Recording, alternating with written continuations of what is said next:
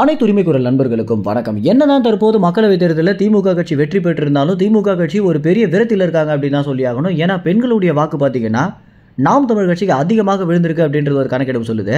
ஏற்கனவே தேர்தல் நாள் முடிந்த பிறகு ஆண்களை விட பெண்கள் கிட்டத்தட்ட 6 லட்சம் வாக்குகள் அதிகமாக போட்டிருக்காங்க அப்படின்ற ஒரு தகவல் வெளியாகி இருந்துச்சு. அதற்கு முன்னதாக பார்த்தீங்கன்னா நிறைய மக்கள் கருத்துல பெண்கள் நாங்கள் நாம் தமிழ் கட்சிக்கு ஓட்டு போட போறோம், எங்களுடைய குடும்பங்களையும் நாம் தமிழ் கட்சி தான் ஓட்டு போட வைக்க போறோம் அப்படின்றத ரொம்பவே வெளிப்படையாக சொல்லிட்டு வந்துட்டு இருந்தாங்க. இப்படி இருக்க தேர்தல் நாம் முடிந்த பிறகு இந்த மாதிரியான ஒரு கருத்து கணிப்பு அப்படின்றது நாம் தமிழ் கட்சிக்கு அதிக அளவுல ஆதரவு சேர்க்க போகுது அப்படின்றது அன்றைய தினமே பாத்தீங்கன்னா பத்திரிகையாளர்கள் ஒவ்வொருவருமே கணித்து இந்த 5 லட்சம் வாக்குகள் நிச்சயமாக சீமானுக்காக தான் இருக்கும் அப்படின்றத சொல்லியிருந்தாங்க.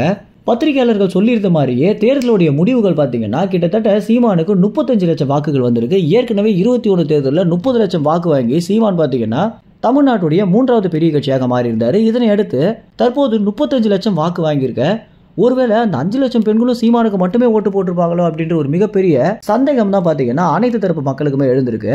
ஏன்னா எல்லா இடங்கள்லயுமே பிற அரசியல்வாதிகளை ஒப்பிடும்போது பெண்கள் சற்று நாம் தமிழ் கட்சிக்கு அதிகமாக ஆர்வம் செலுத்துறாங்களோ அப்படின்னும் சீமானுடைய அரசியலுக்கு அதிக அளவுல செவி சாய்க்கிறாங்களோ அப்படின்ற ஒரு கேள்வி இருந்துட்டு இருக்கு.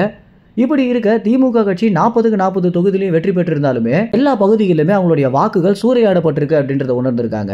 இந்த விஷயத்தை ரவீந்திரன் துரைசாமி பாத்தீங்கன்னா திட்டவட்டமாக எந்தெந்த பகுதிகளில் திமுகவுடைய வாக்குகள் சூறையாடப்பட்டிருக்கு அப்படின்றத வீடியோக்களாக வெளியிட்டு வந்துட்டு இருக்காரு.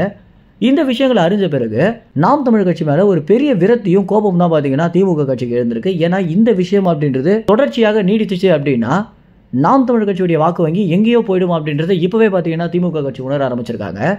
இந்த வரிசையில் சீமான் எந்த கல்லூரிக்கு சென்றாலுமே அந்த இடத்துல இருக்கக்கூடிய மாணவிகள் பட்டாளம் பார்த்தீங்கன்னா சீமான ஒரு உச்சகட்ட நட்சத்திரம் போல காட்சியளிக்க வைக்கிறதோ, அதற்கு பிறகு ரொம்பவே கத்தி ஒரு அரசியல்வாதி போல இல்லாம சினிமா நட்சத்திரம் போல கத்தி ஆரவாரம் செலுத்தி சீமான அதிக அளவில் போட்டுறதும் பார்த்தீங்கன்னா பிற அரசியல்வாதிகளை பொறாமைப்பட வைக்குது அப்படின்றத நிதர்சனமான உண்மையாகவே இருக்கு. மேலும் இன்றைய தினம் பார்த்தீங்கன்னா கல்லூரிகள் திறக்க ஆரம்பிச்சிருக்காங்க. இதுல நிறைய பெண்கள் கல்லூரிக்கு பார்த்தீங்கன்னா விழாக்கள் தொடர்ச்சியாக வருவதை எடுத்து பெண்கள் நேரடியாகவே அந்த கல்லூரி நிர்வாகத்திடம் அந்த சீமானவர்களை சிறப்பு விருந்தினராக அழைக்கணும் அப்படின்ற சிறப்பு கோரிக்கை விடுத்திருக்காங்க.